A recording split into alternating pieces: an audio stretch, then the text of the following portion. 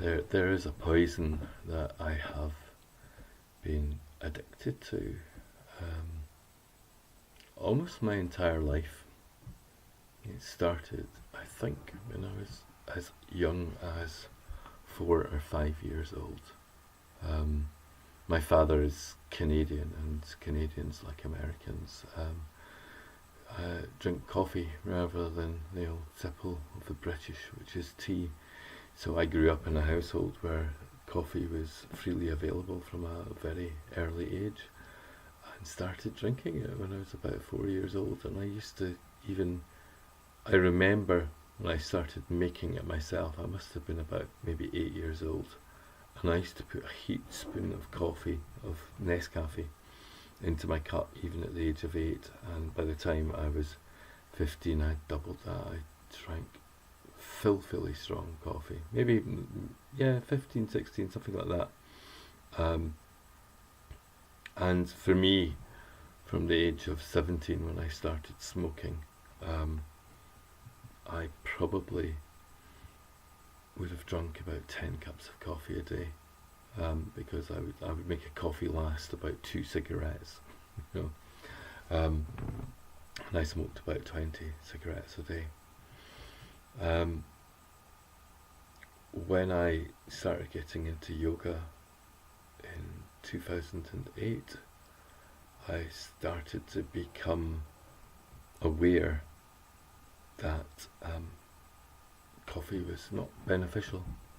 The argument mainly was that it stimulates your sympathetic nervous system, which is the nervous system it's the side of your nervous system that helps you to spur yourself into action should a dinosaur or or a predator arrive in the scene. It fills you full of adrenaline and you rush off and save your life and all the rest of it.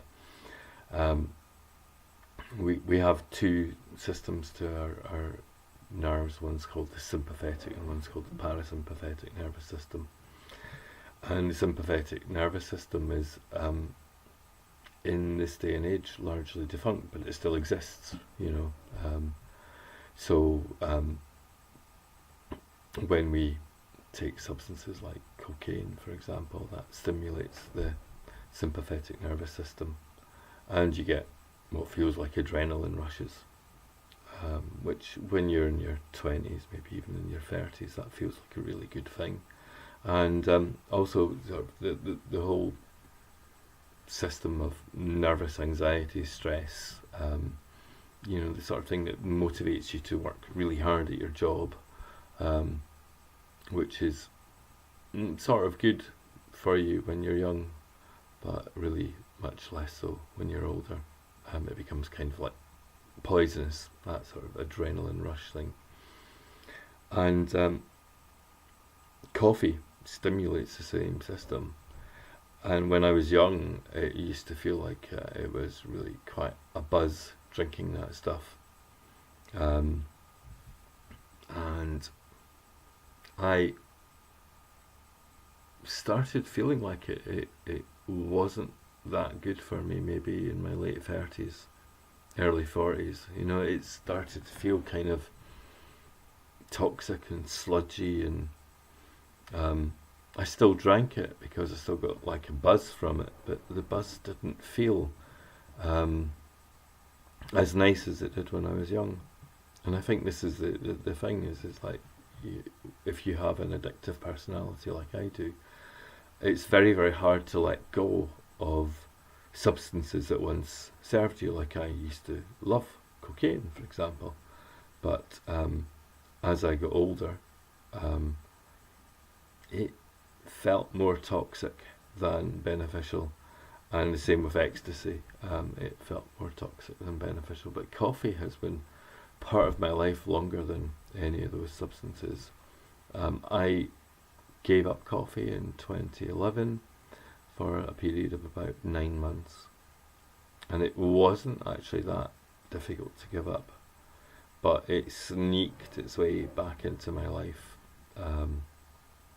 And now I well, not now, but last year I was maybe drinking 3-4 cups of coffee a day again, you know.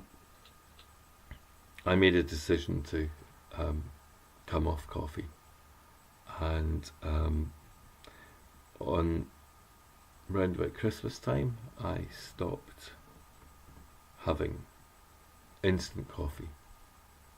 I stopped having it in my house, that is, and bought real coffee instead, which is at least not as toxic as instant coffee. And then about 6 weeks ago, I decided that, you know, because my intention is to completely give up coffee, I decided that I would not have coffee in my house. So I now make a drink which is ginger, lemon and honey. I use a lot of ginger and a lot of lemon, so it's got a real bite to it. And recently I've also started experimenting with adding other things, and adding about maybe a wee quarter of cinnamon powder, quarter teaspoonful of cinnamon powder, and a tiny little dash of cayenne pepper. Just gives it that extra bite, which is absolutely lovely. So I now do fine with that, you know, and sometimes I'll spend several days in my house, so I won't have any coffee at all. But if I go out and about, I will drink coffee. But I've made a decision that on the 10th of April, which will be the 7th anniversary of me giving up cigarettes, that I'm going to completely give up coffee too. And this time I'm going to treat it the exact same way as I treated cigarettes, which is I am a complete addict, and the only way that I can stop myself sliding back into consumption again is just to completely cut it out of my diet. I've tried sort of, just, regimes where I only have like 1 cup a week or something like that, or a little treat or something, but somehow or other it always seems to manage to slide itself sneakily back in there. So it's a really pernicious addiction. I know a lot of people out there who would curl up and die at the thought of giving up coffee. They think that they can't function in the mornings without coffee. It's what they need to wake themselves up. It's a bit of a lie, because really actually the reason why they're so sluggish in the morning is because they're suffering from coffee withdrawal. And if they actually just went through the whole withdrawal and came out the other side, they would find that they don't need coffee to wake up and be bright and sparkly in the morning. It's not actually true. So again, it's just a trick of the mind and a trick of addiction. And I am, from a yogic point of view, from a meditation point of view, stimulating the sympathetic nervous system for use of coffee is really, really counterproductive. But from a health point of view, continued use of coffee, especially into your 40s and your 50s, starts to cause degeneration of your nervous system. This is my experience of observation. I'm not saying this is scientific fact. I don't think there's been enough science done on caffeine and how it affects people, and how prolonged and intensive use of caffeine affects people. But I've observed it, I've watched it with my father, who was a caffeine addict all through his life, right until he developed Alzheimer's, and eventually my sisters replaced his coffee with decaffeinated coffee. But even decaffeinated coffee has got some caffeine in it. And I watched my father's nervous anxiety degenerate over the years. He has always, as I know, been quite a tense and stressy sort of person. But over the years, that stress and tension got worse, and I think it got worse because of coffee. It got to the point where, like, if a telephone rang, he would actually physically jump. I mean, it was like this. You'd hear the bell go, dring, dring, and he'd be like this, And as he grew older, I noticed that he developed nervous tics, like he would have to tap the table with his fingers and stuff like that. And he never, ever, ever seemed in a state of relaxation of any kind. And I've noticed this in myself. I've noticed that, when I'm not drinking coffee, I actually feel more relaxed.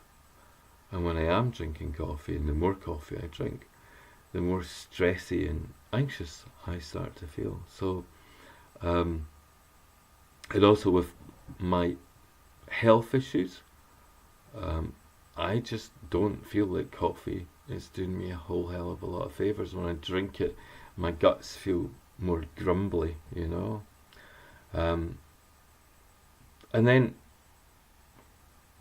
aside from, like wanting maybe to be able to meditate better, and aside from wanting my physical health, there's another issue about coffee, which is that we live in a finite world. It has finite resources, it has a finite capacity to produce food, and there are people who are not getting adequate supplies of food. There are people who live in countries where vast swathes of land are turned over to making cash crops like coffee, like tea, like sugar, like a whole bunch of things that we don't actually need for our nutritional survival.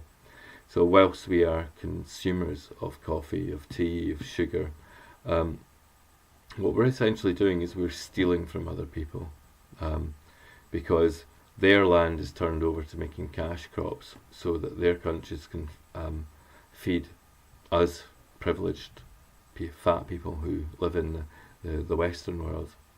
And I've done a fair bit of travelling in third world countries, and I can see that if they weren't enslaved to us financially, they would be much better off. And by our continued consumption of cash crops such as coffee, we are essentially enslaving other people. And I really hope that other people will sit and think about this, because I think it's important that we free ourselves, and in freeing ourselves we free other people too. We shouldn't have people slaving to produce coffee so that we can sit and have our nice little morning cup of coffee. It just shouldn't be happening. So my intention, aside from my intention of getting well, is my intention to look after myself spiritually, so that I can meditate, so I can do yoga with concentration, and finally so that I am not living off of the backs of other people. And working coffee plantations is very nice. I have no doubt that children are employed in these places, and I have no doubt that people are paid slave-like wages. I'm sure if you wanted to find out more about it, you could Google it. But coffee, sugar, tea, all these things we don't need. So free yourself from them if you can. That is my intention, and that's what I'm working on. I'm going to free myself from using these substances, and to try to minimize my footprint on this planet. And I think if enough people did the same, then we would see a radical shift in things. We shouldn't be waiting for the politicians and the businessmen to do our bidding. We have to do our bidding ourselves. So there you are, my thoughts on coffee. Get it out of your diet. I'm getting it out of mine. And just a little follow-up, although it may seem trivial compared to children being forced to pick coffee beans so that we can drink them.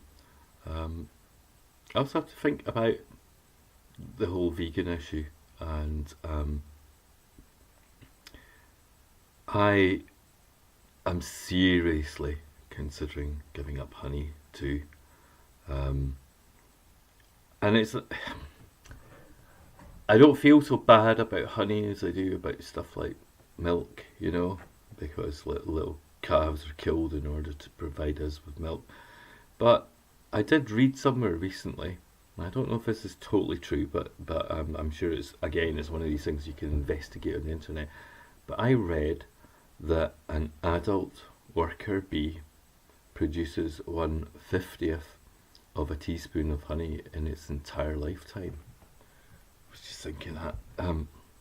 So every time I make myself my ginger lemon honey, I've essentially worked 50 bees to death because it takes a spoonful of honey.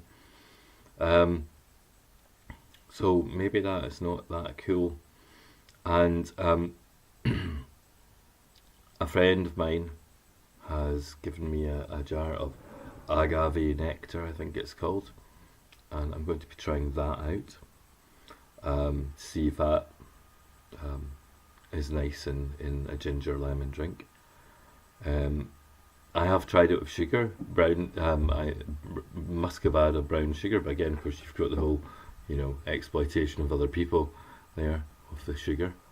And the other suggestion that's been made to me recently was maple syrup.